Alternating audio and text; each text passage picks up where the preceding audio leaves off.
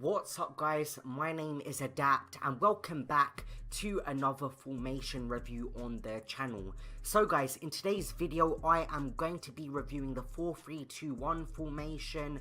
This is very similar to the 4-3-3 formation. Well, the positions are kind of the same, but in this formation everything's more compact.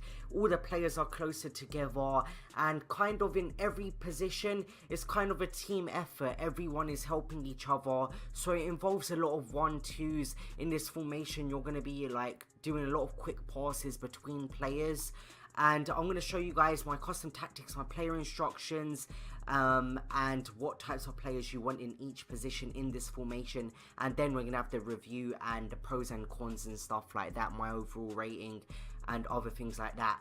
But guys, before we get into the video, make sure you subscribe to the channel, like this video, and follow me on Twitter down below.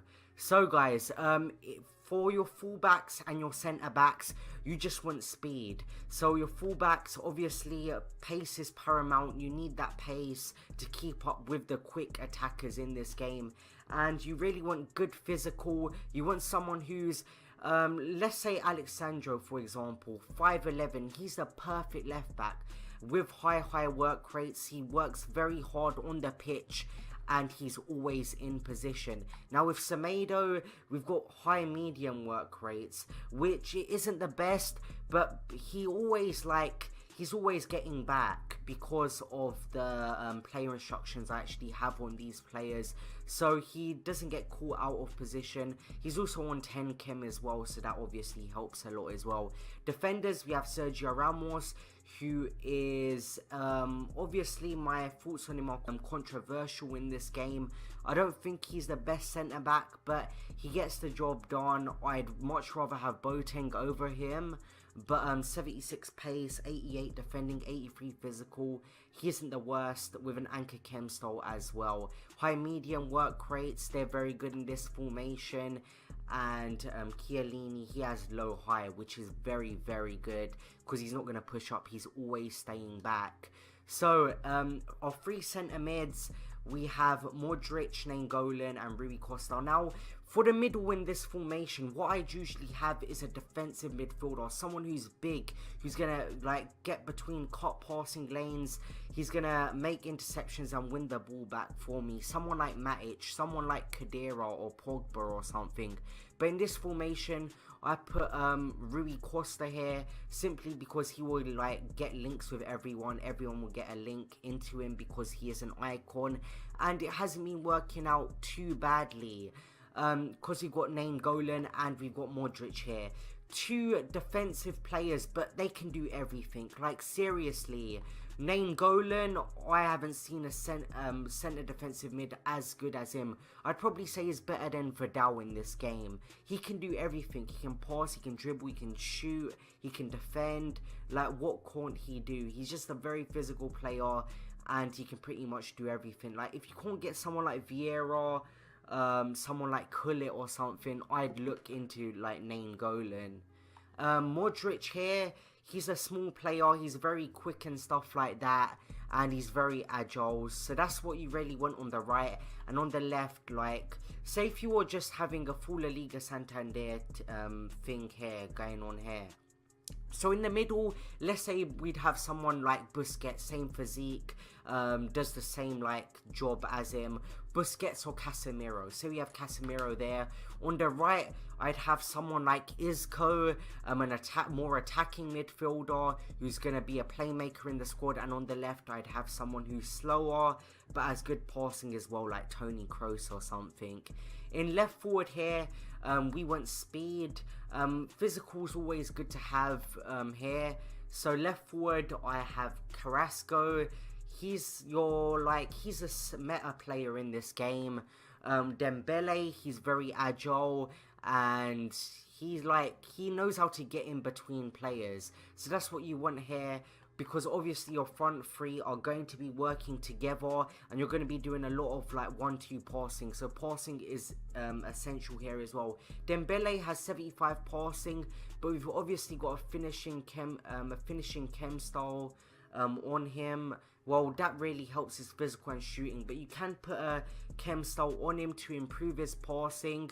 But Dembele in game, I haven't really seen anything bad about his passing. He's been quite good with his passing in game.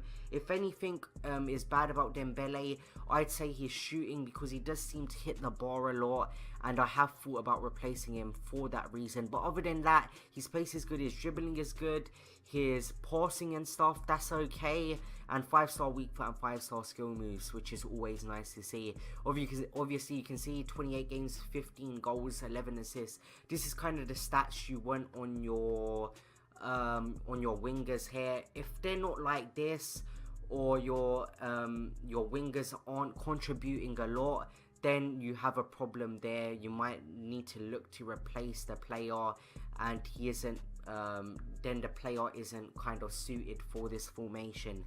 Left forward position, Carrasco, obviously yet again, quick player, good dribbling, good shooting and decent passing, 4-star weak foot, 4-star skill moves, 16 games, 16 assists and 5 goals in 28 games. That's what you're looking for. Them stats on a winger, that's what you're looking for in this formation, and that's kind of average. And our strike here, obviously the person who's going to be putting the ball into the net the most is your striker here, Luis Suarez, 28 games, 31 goals and 14 assists. So this formation, I'm going to go and dive into it a lot more in the gameplay. First of all, we're going to get into the play instructions I'm using in this formation. So obviously we got a fullbacks on stay back while attacking, defenders stay back while attacking. I don't do a lot with the midfielders, balanced attack, I haven't changed anything on the central kind of midfielder here.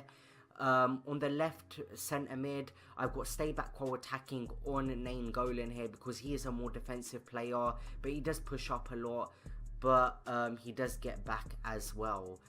He's one of them players like Kante. He presses your opposition a lot, so that's why I don't mind Nainggolan getting up and down the pitch. He works like an absolute horse. So stay back while attacking here. Modric, stay back while attacking. He is defensive as well. And for these players, it's what's working for my midfield here. Obviously, if you have different types of players, you're going to want to change the instructions. For your wingers here, you're going to want get in behind. That's what I have on these two wingers. And my striker, I also have get in behind. So that's the play instructions I'm playing with. Custom tactics here, you guys will see. You'll be surprised. I've done nothing with the custom tactics. 50 speed, 50 passing, organised positioning, 50 passing, 50 crossing, 50 shooting, organised positioning, and I've just kept everything on 50. And defender line, you want that covered. That's the only thing to change, because if you have it on offside trap, then you're gonna have a problem. Like, your opponents are gonna be like getting in behind very easily, and you're going to be conceding a lot of goals. So that's my custom tactics, that's my play instructions, that's the type of players you want in each position in this formation. So let's get right into the gameplay I actually got with this squad. So guys, the gameplay isn't too long, so I'm going to go through the pros and cons extremely quickly. We've got about 4 minutes. So the first pro I saw with this formation is that it is extremely well for playing possession play. What I mean by that is because your players are playing so close together, you're going to be able to find an easy option. So you can go for that quick 1-2.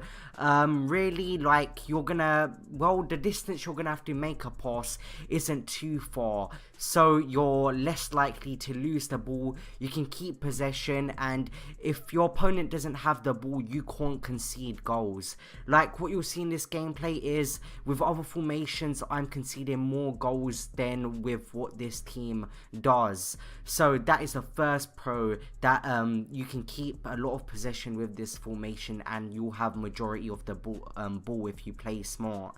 So it's also good on the counter attack. I can't tell you guys how many times my opponents had a corner, I've gone straight up the pitch and managed to form a goal. Your attackers are playing so close together that you can play quick 1-2s, play it down the left wing, play it back to the middle, play it to the right wing. So on the counter, you're going to be able to form a counter attack quickly with the 1-2 passing, and kind of the quick play, you have an option on the right and on the left. Now cover, we also have cover. Now so if one player is pushing up, there's always a player to go and cover him. So for example, when I have Nainggolan pushing up, Modric is always there to pick up if my opponent does win the ball, I get dispossessed, and he's going to form an attack. And the last pro with this formation, I'm sure there's many more, but this is what I found, is that it's extremely aggressive. You can get in your opponent's face, you can press a lot, you have a 3-player midfield, and they do press really high up the pitch and put pressure on your opponent. Now the 2 cons for this formation is that it's too compact. What I see is players are squashed together. I can't really seem to like form a lot of space in my attack and play and stuff, and that kind of leaves them just squashed. Like I lack numbers and stuff like that. So for example, the 4-3-3-4, left wing and right wing, they're more spread out and stuff like that, so I can play driven passes and I can kind of play quicker. With this formation, it goes more towards the kind of play where you're doing like 1-2 and just build up plays. But with other formations like the 4-3-3-4, you can play the driven pass and stuff like that. It's much more effective, but gameplay seems to be a lot slower in this formation. So that's a con to look out for. Also, another con is that it doesn't really allow for wing play. Your left forward and your right forward, they act like strikers as well. So they're acting more like strikers than they are wingers. So they're not pushed too far out towards wings. So you can't really exploit someone through the wing, if you get what I mean, like what you can do with a 4-3-3 formation. Your three attackers, they play as a unit, they play together, they move up the pitch together, so they're kind of joined, if you get what I mean. So that can be a con, but it can be good for some of you guys depending on what style of play you like to adopt. Now we're getting into the last game here. I'm not sure what formation this kind of guy had, but you'll see how it plays out. As you can see, Nainggolan pushing up the pitch, and Modric is always there. That's what this formation allows for. It allows for aggression while also doing a bit of tracking back and always having someone to cover. Rui Costa, yeah, it opens up a lot of space in the midfield as well. Now the overall rating of this formation, it wasn't a terrible formation, but definitely far from the best. It's okay, but in FUT Champs with this new patch, I think it's not going to be as effective as it was before. So I am going to give it a 7 out of 10. I'd give other formations like a 7 out of 10 is okay for this formation.